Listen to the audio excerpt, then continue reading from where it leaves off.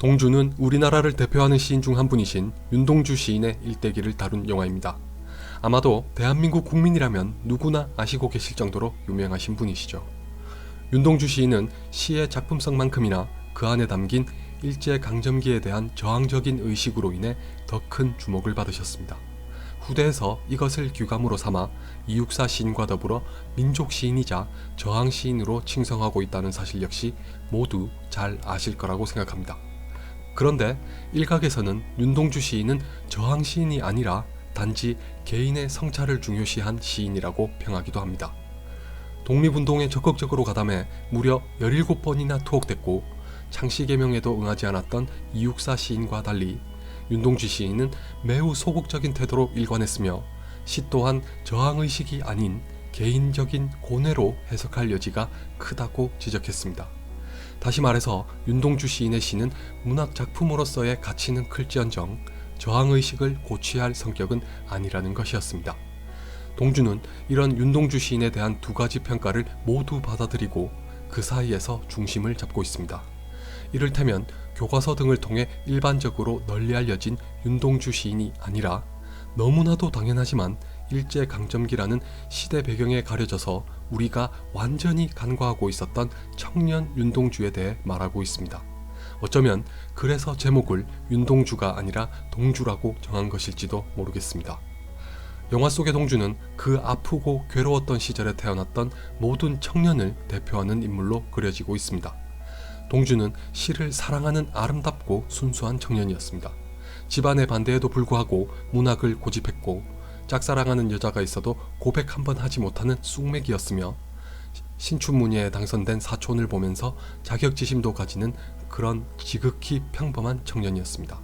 그가 원했던 것은 단 하나, 시를 쓰고 시인이 되는 것이었습니다.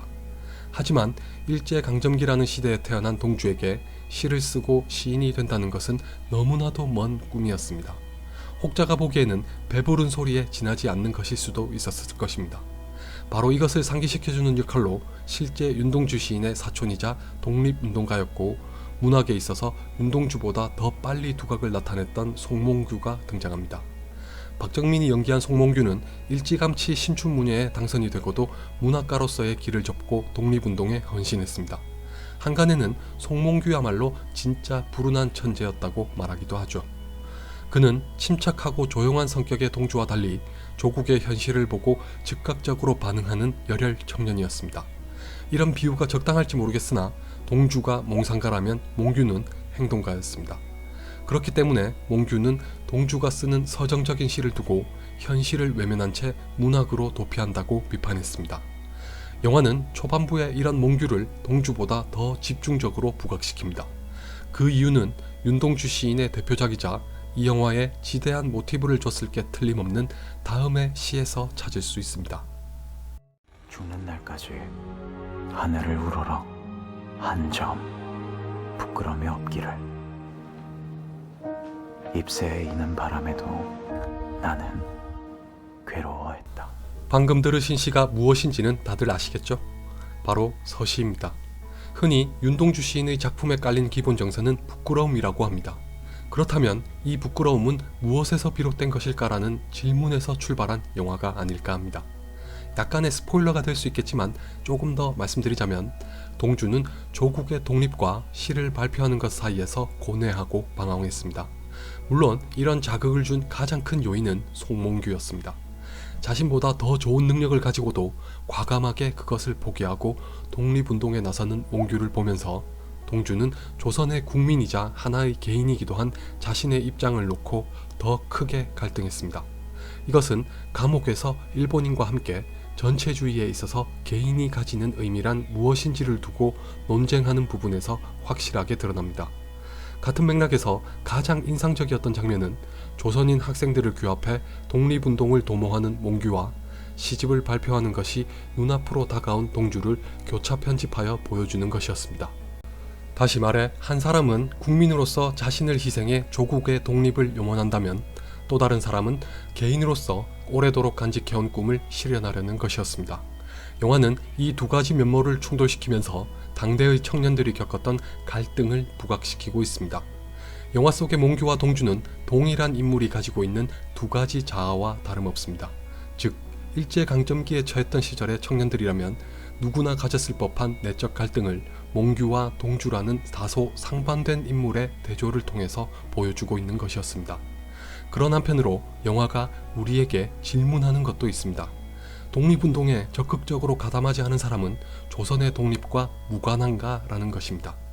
동주가 투쟁에 참여하지 않고 시에 몰두했다고 하여 비판할 수 있는지, 그는 조국의 현실을 외면하고 개인의 영달만을 쫓은 것인지, 과연 당신이라면 어땠을지 묻고 있습니다. 사실 이 질문에 대한 답을 찾는 것보다는 당시를 살았던 수많은 청년들의 아픔이 어땠을지를 헤아려 보는 것이 더 중요할 거라고 생각합니다. 그래서 정지용 시인이 동주에게 전한 말과 동주가 일본인 순사에게 남기는 마지막 말이 머릿속에서 지워지질 않습니다. 그게 무엇인지는 여러분이 직접 보시면서 확인하시기 바랍니다. 개인적으로는 이준익 감독님의 작품 중 가장 마음에 들었습니다. 연출도 연출이지만 확실히 신현식 감독님의 각본이 이 영화의 절반 이상을 책임지고 있습니다. 간간히 지나치게 문어체인 대사가 등장하는 게 어색하긴 했지만 전반적으로 윤동주 시인의 작품을 그대로 옮겨놓은 영화 같았습니다. 그리고 민족주의니 애국주의니 하는 걸 다 떠나서 비극이 서린 서정적인 영화였습니다. 상영관이 많지 않아서 아쉽지만 기회가 되신다면 꼭 한번 보시기 바랍니다. 별을 노래하는 마음으로 모든 죽어가는 것을 사랑해야지.